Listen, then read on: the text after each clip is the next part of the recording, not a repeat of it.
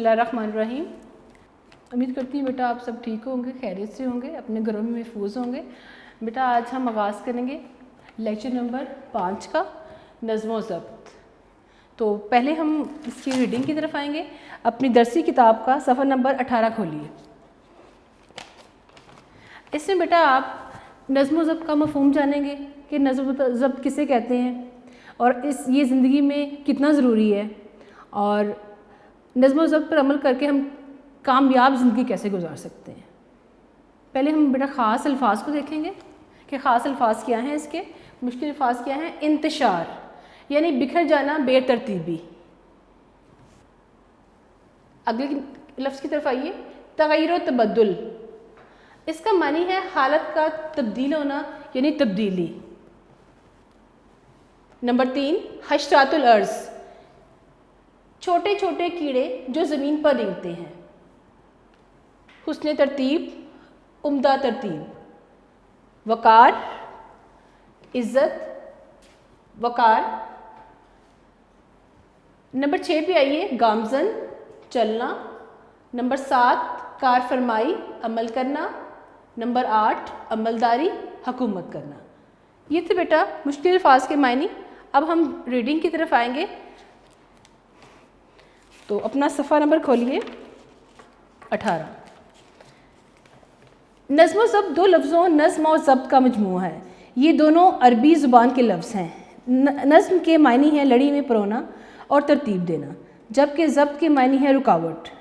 इसका मतलब ये हुआ कि अपने कामों में किसी कानून और कायदे की पाबंदी करने का नाम नज़्म व ज़ब्त है।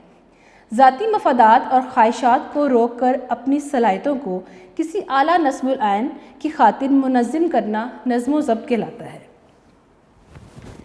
हम ये भी कह सकते हैं कि नज़्म व ज़ब्त हुस्न तरतीब का दूसरा नाम है। जो लोग नज़्म व ज़ब्त की पाबंदी करते हैं उनकी ज़िंदगी असूल व क़वाइद के मुताबिक गुजरती है। उनके हर काम में एक सलीका और तरतीब नज़र आती है। इसके बरक्स वो लोग जो नज़्म व ज़ब्त से आरी होते हैं, जो नज़्म व ज़ब्त का ख्याल नहीं रखते, उनकी ज़िंदगी में किसी कायदे या कानून की पाबंदी नज़र नहीं आती। ऐसे लोगों की ज़िंदगी बेसलीका और बेतरतीब गुजरती है। ज़िंदगी के हर शोबे में नज़्म व ज़ब्त की पाबंदी ज़रूरी है। वो लोग जो नज़्म व ज़ब्त को अपना शियार बनाते हैं उनकी ज़िंदगी सुकून से गुजरती है, जबकि नज़्म व ज़ब्त की परवाह ना करने वालों की ज़िंदगी बेसुकून और इंतशार का नमूना पेश करती है। ज़िंदगी में वही लोग कामयाब होते हैं जो अपने काम की मनसूबाबंदी करते हैं और वक़्त को बेहतरीन अंदाज में सर्व करते हैं।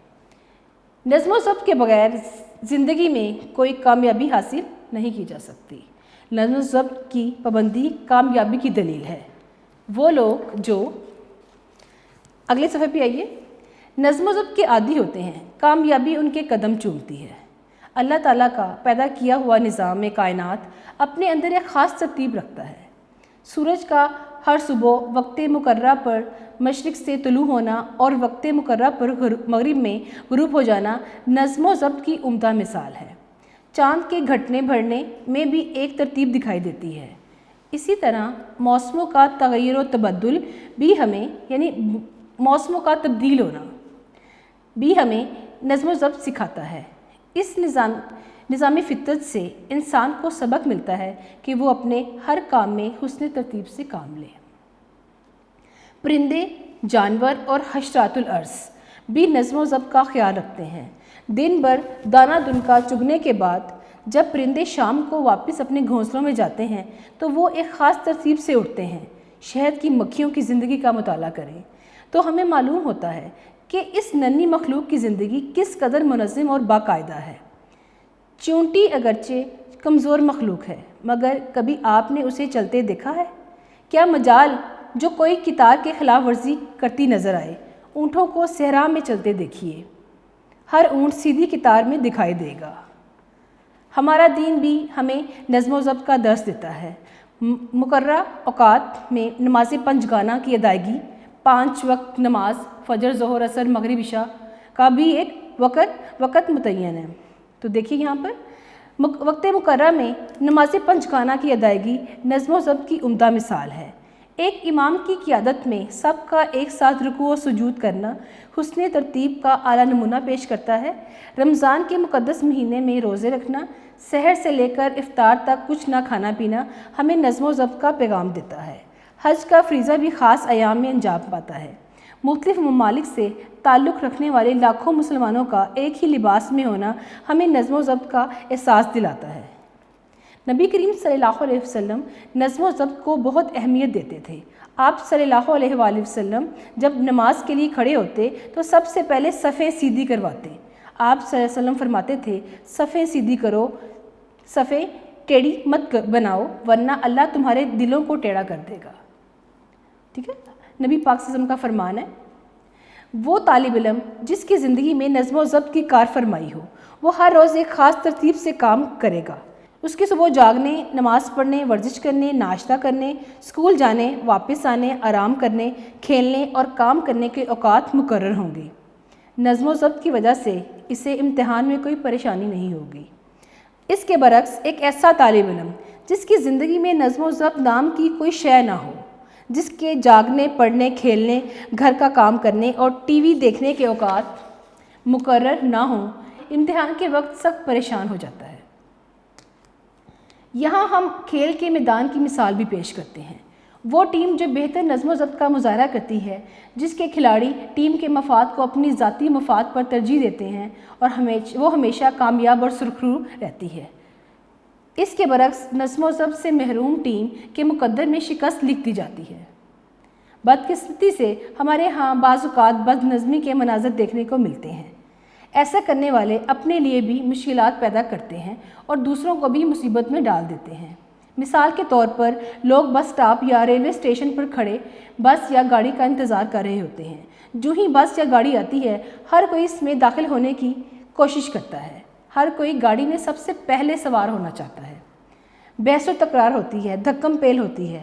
اگر یہ لوگ آپس میں الجھنے کی بجائے نظم و ضبط سے کام لے کر قطار بنا لیتے تو کتنی آسانی ہوتی۔ دنیا کے عظیم لوگوں کی زندگی کا جائزہ لیں تو ہمیں معلوم ہوگا کہ ان عظیم ہستیوں نے نظم و ضبط کو سختی سے اپنائے رکھا۔ نظم و ضبط کی اس پابندی کے باعث انہیں کامیابیاں ملیں۔ ہمارے عظیم قائد اعظم محمد علی جناح رحمۃ اللہ علیہ کی زندگی نظم و ترتیب کی بہترین مثال ہے۔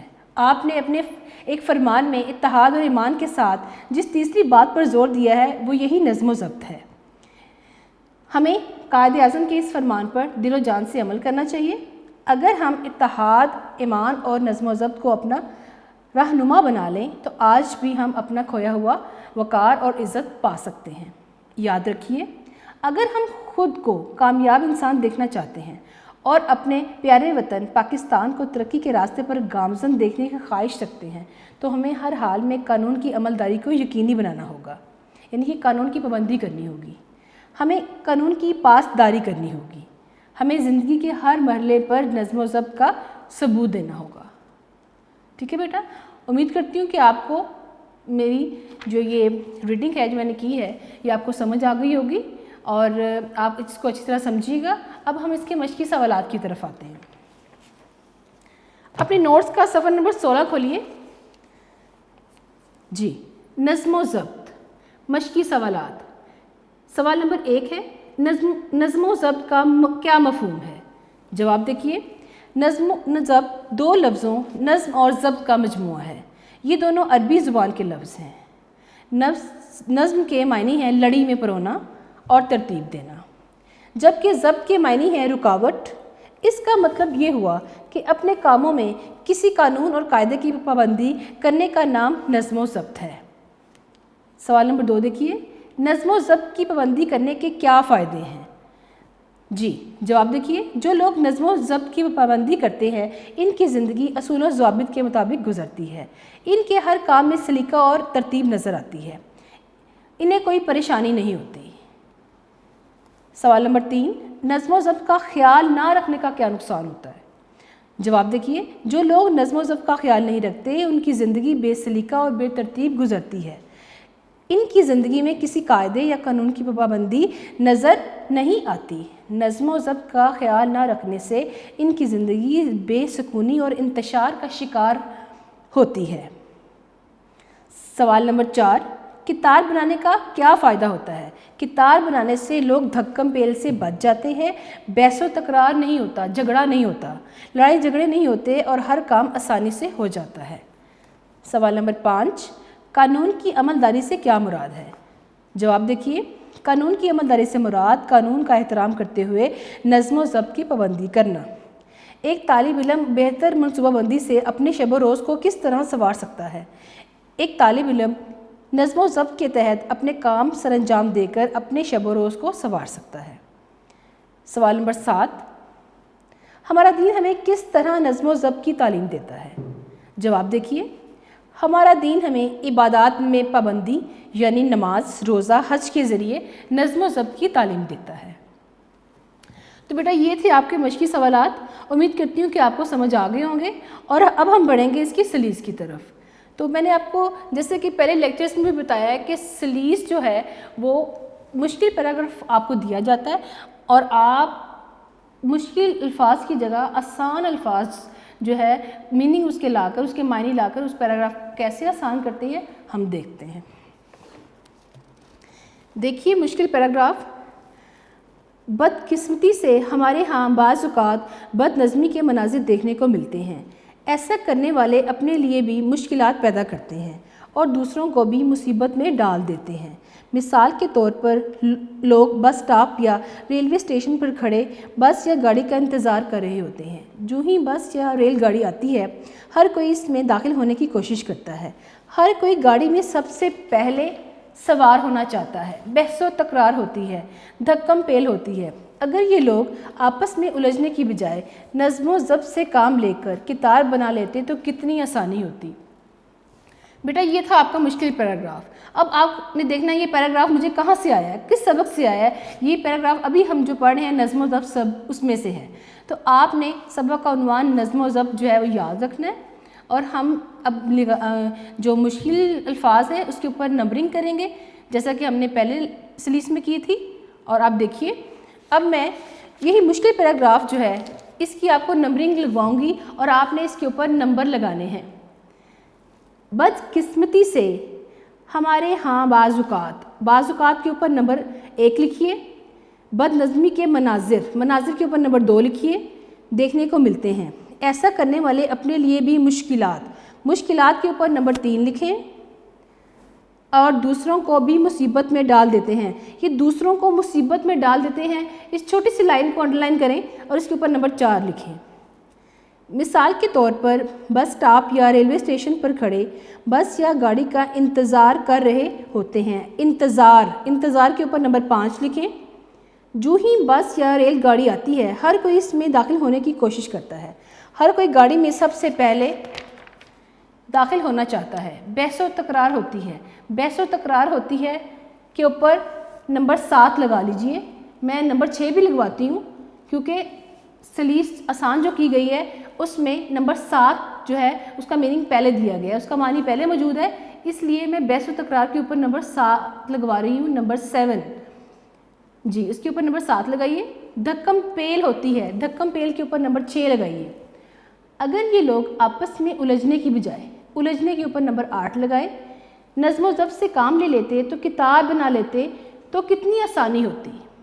ठीक है बेटा, ये था आपका मुश्किल पैराग्राफ। मैं आपके जो मुश्किल जो अल्फाज हैं वो दोबारा से आपको एक दफ़ा बता देती हूँ। बाज़ औक़ात के ऊपर नंबर 1 लिखवाया है, मनाज़िर के ऊपर नंबर 2 लिखवाया है, मुश्किलात के ऊपर नंबर 3, दूसरों को भी मुसीबत में डाल देते हैं के ऊपर नंबर 4 लगाएं, इंतज़ार नंबर 5, धक्कम पेल नंबर 6, बहसो तकरार नंबर 7, उलझने की बजाय नंबर 8।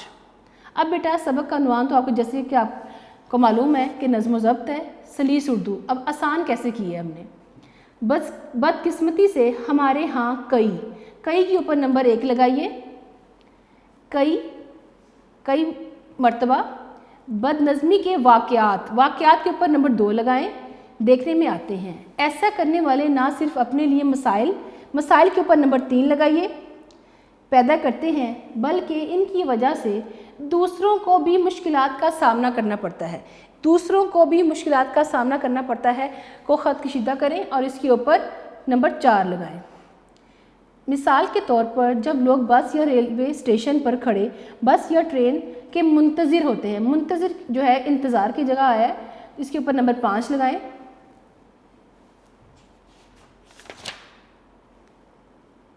جو ہی جیسے ہی بس یا ریل گاڑی آتی ہے، ہر کوئی اس میں داخل ہونے کی کوشش کرتا ہے، ہر کوئی گاڑی میں سب سے پہلے سوار ہونا چاہتا ہے۔ دھکے لگتے ہیں کہ اوپر نمبر 6 لگائیں۔ لڑائی جھگڑا ہوتا ہے کہ اوپر نمبر 7 لگائیے۔ اگر یہی لوگ آپس میں لڑائی جھگڑے کی بجائے لڑائی جھگڑے کے اوپر نمبر 8 لگائیں، الجھنے کی بجائے، اور نیچے آپ کے آسان پیراگراف میں ہے جھگڑنے کی بجائے نظم و ضبط سے کام لیتے ہوئے کتار بنا لیتے تو سب کے لیے آسانی ہوتی۔ اوپر والے مشکل پیراگراف میں ہے کتار بنا لیتے تو کتنی آسانی ہوتی، ٹھیک ہے، اور نیچے والے آسان پیراگراف میں ہے سب کے لیے آسانی ہوتی۔ بیٹا یہ تھا آپ کا سلیس پیراگراف، ٹھیک ہے، اس کو آپ نے اچھی طرح سمجھنا ہے، مشکل الفاظ کی جگہ آپ نے ان کے میننگ کو لانا ہے، ٹھیک ہے۔ اب ہم اس کی تفہیم کی طرف بڑھیں گے۔ تفہیم جو ہے وہ ایک پیراگراف ہے جس میں سوالات کے جوابات موجود ہیں، آپ کے اسی سبق سے لیا گیا ہے، اس کو آپ نے غور سے پڑھنا ہے اور ان کے سوالات کے جوابات دیکھنے ہیں۔ تو آئیے دیکھتے ہیں کہ پیراگراف کیا ہے اور سوالات کیا ہیں۔ عبارت کو غور سے پڑھیں اور درج ذیل سوالات کے جواب دیں۔ نظم و ضبط 2 لفظوں نظم و ضبط کا مجموعہ ہے، یہ دونوں عربی زبان کے لفظ ہیں۔ نظم کے معنی ہے لڑی میں پرونا اور ترتیب دینا، جبکہ ضبط کے معنی ہے رکاوٹ۔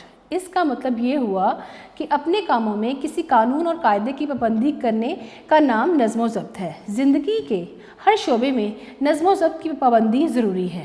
وہ لوگ جو نظم و ضبط کو اپنا شعار بناتے ہیں ان کی زندگی سکون سے گزرتی ہے۔ اللہ تعالیٰ کا پیدا کیا ہوا نظام کائنات اپنے اندر ایک خاص ترتیب رکھتا ہے۔ اسی طرح موسموں کا تغیر و تبدل بھی ہمیں نظم و ضبط سکھاتا ہے۔ ہمارا دین بھی ہمیں نظم و ضبط کا درس دیتا ہے۔ مقررہ اوقات میں نماز پنجگانہ کی ادائیگی نظم و ضبط کی عمدہ مثال ہے۔ یہ تھا بیٹا پیراگراف۔ اب اس کے کیا سوالات ہیں؟ سوال نمبر 1 دیکھیے، نظم و ضبط کس زبان کے لفظ ہیں؟ اب نظم و ضبط کن زبان کے لفظ ہیں؟ اس کا جواب پیراگراف میں موجود ہے۔ آپ نے اس کو یاد نہیں کرنا، آپ نے پیراگراف کو اچھی طرح پڑھ کے اس کے اندر سے تلاش کرنا ہے۔ نظم و ضبط عربی زبان کے لفظ ہیں۔ سوال نمبر 2، نظم و ضبط کے کیا معنی ہیں؟ نظم کے معنی لڑی میں پرونا اور ترتیب دینا، جبکہ ضبط کے معنی ہے رکاوٹ۔ موسموں کا تغیر و تبدل ہمیں کیا سکھاتا ہے؟ موسموں کا تغیر و تبدل ہمیں نظم و ضبط سکھاتا ہے۔ سوال نمبر 4، اسلام میں نظم و ضبط کی پابندی کی بہترین مثال کون سی ہے؟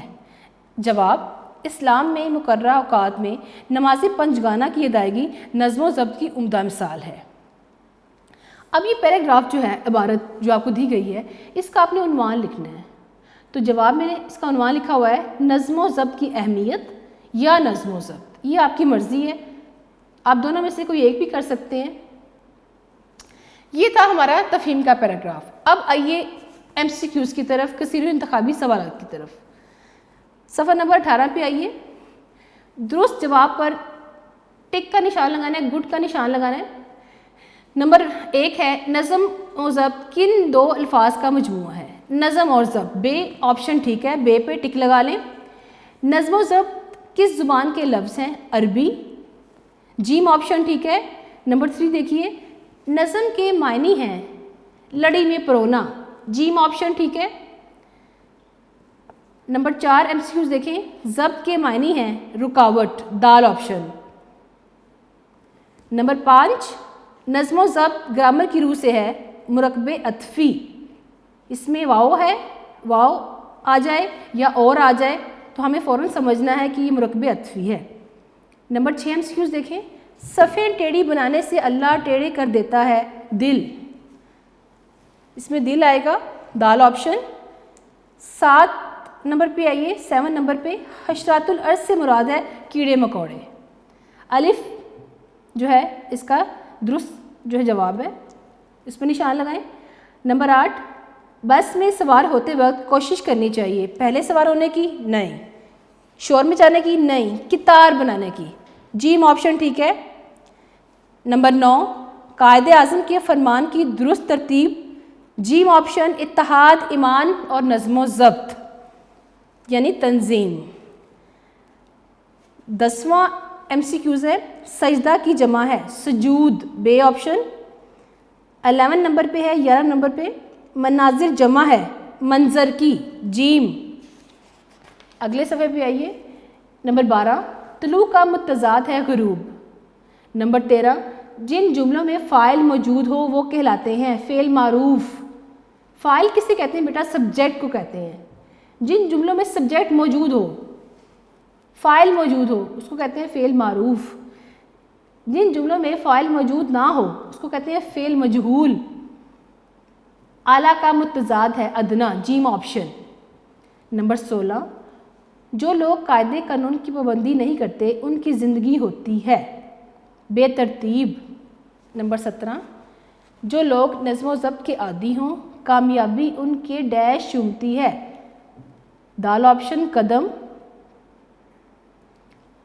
نمبر 18 قدم چومنا گرامر کی روح سے ہے، محاورہ قدم چومنا۔ نمبر 19 پہ آ جائیں، قائد کا فرمان ہے اتحاد، ایمان اور ڈیش اور تنظیم یعنی نظم و ضبط، جیم آپشن ٹھیک ہے۔ آخری MCQs کی طرف بڑھی، قانون کی عملداری سے مراد ہے قانون پر عمل کرنا، عملداری عمل کرنا، جیسا کہ میں نے ابھی آپ کو بتایا ہے، عملداری عمل کرنا، حکومت کرنا نہیں، عمل کرنا، عمل کرنا۔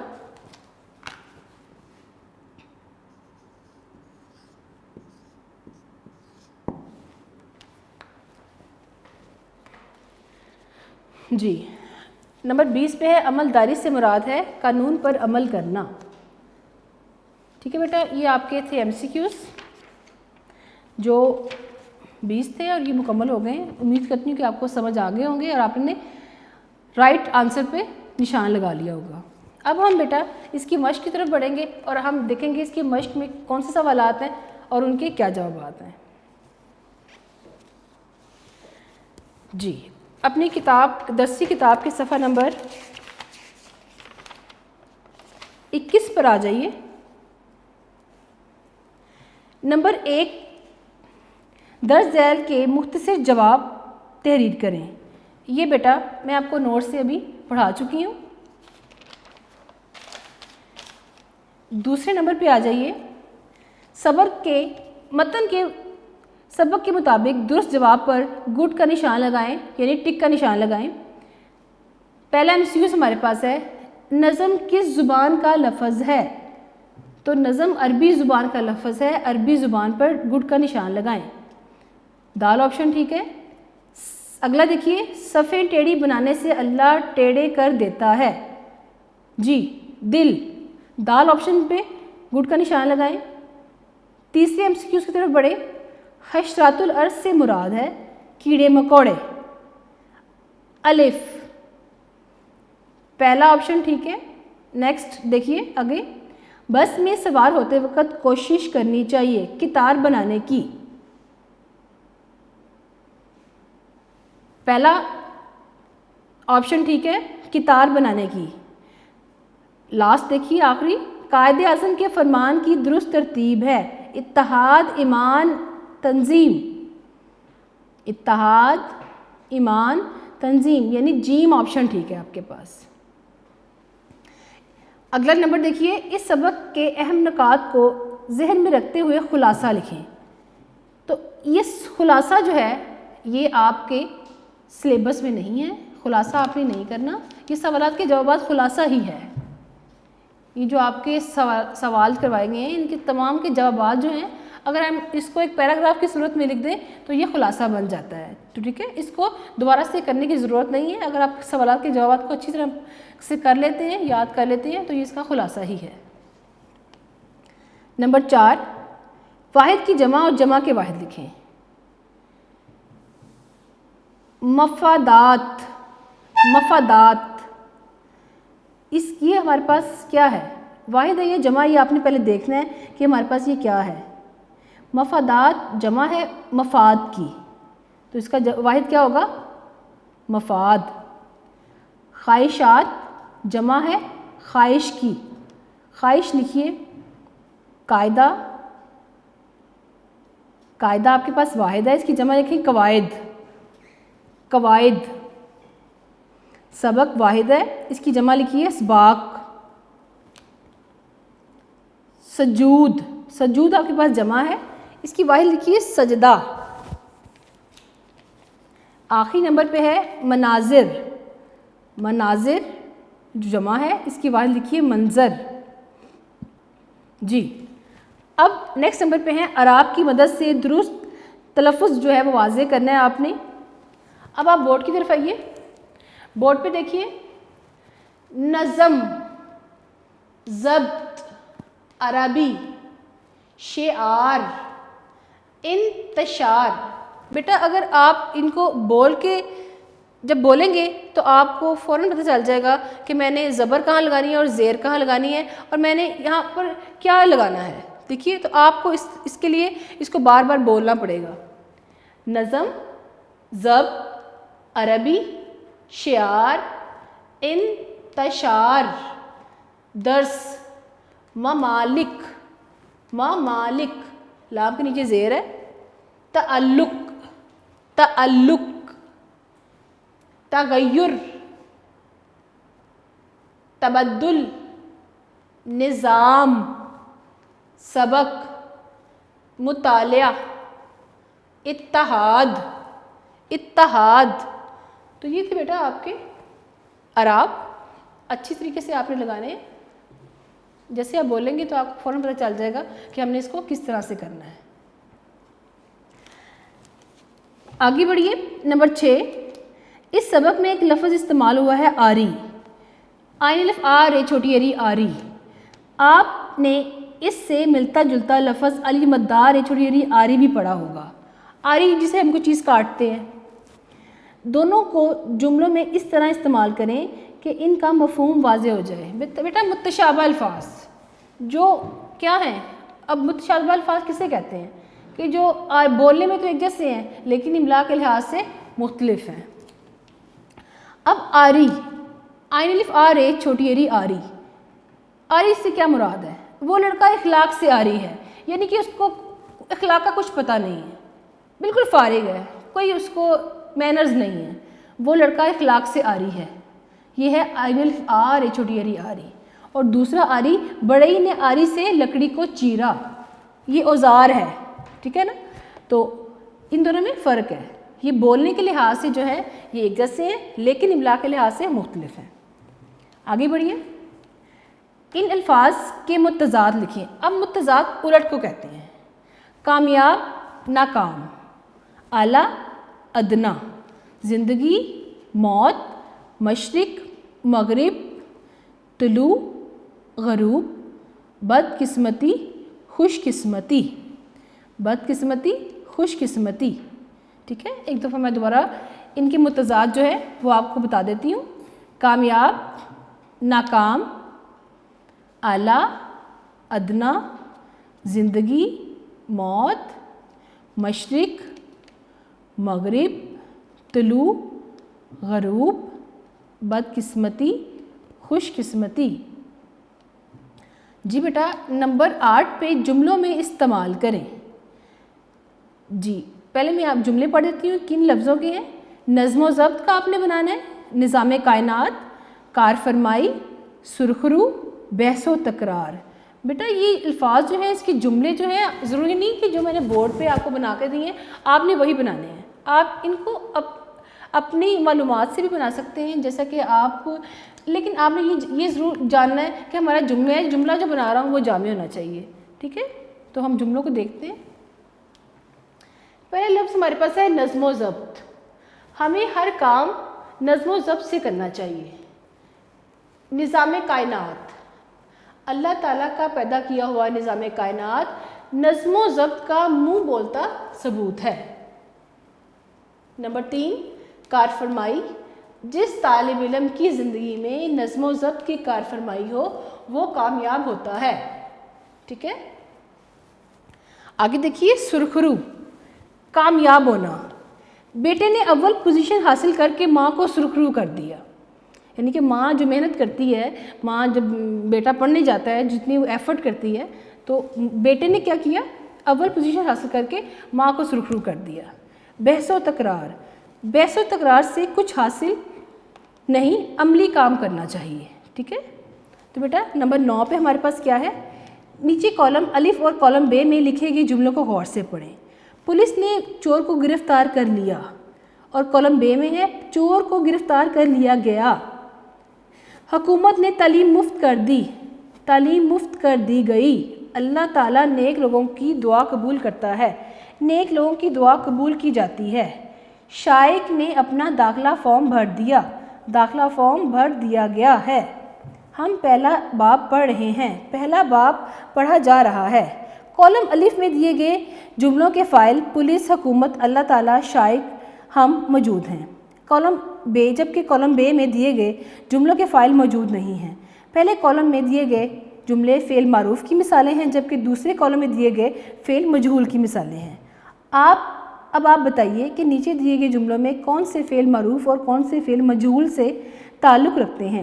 فعل معروف کو فعل مجہول اور اس طرح فعل مجہول کو فعل معروف میں تبدیل کریں۔ اب بیٹا آپ دیکھیں، اس نے بہت سے مہمانوں کو مدعو کیا، یہ فعل معروف ہے، اور فعل مجہول کیا ہوگا، بہت سے مہمان مدعو کیے گئے۔ تاخیر سے آنے والے طالب علموں کو جرمانہ کیا جاتا ہے، یہ فعل مجہول ہے۔ فعل معروف کیا ہوگا، استاد تاخیر سے آنے والے طالب علموں کو جرمانہ کرتا ہے، اس میں سبجیکٹ موجود ہے۔ چاول کی فصل کاٹی جا چکی ہے، یہ فعل مجہول ہے، اس میں ہم نے سبجیکٹ لانا ہے، فاعل کو لانا ہے۔ کسان چاول کی فصل کاٹ چکے ہیں، فعل معروف۔ کسان کھیتوں کو سیراب کرتا ہے، فعل معروف ہے، اس کو ہم نے مجہول کیسے بنانا ہے، کھیتوں کو سیراب کیا جاتا ہے، ٹھیک ہے بیٹا۔ یہ تھی آپ کی مشق، امید کرتی ہوں کہ آپ کو سب سمجھ میں آ گیا ہوگا۔ اور بیٹا آپ نے تیاری خوب کرنی ہے، کیونکہ آپ کے پیپرز ہونے ہیں اور آپ نے پیپر دینے ہیں اور اچھی پوزیشن حاصل کرنی ہے، اچھے گریڈ لینا ہے آپ نے۔ تو اپنے وقت کو ضائع مت کریں، وقت کا خیال کریں اور اپنی پڑھائی کو ساتھ ساتھ جاری رکھیں تاکہ آپ کامیابی حاصل کر سکیں۔ شکریہ۔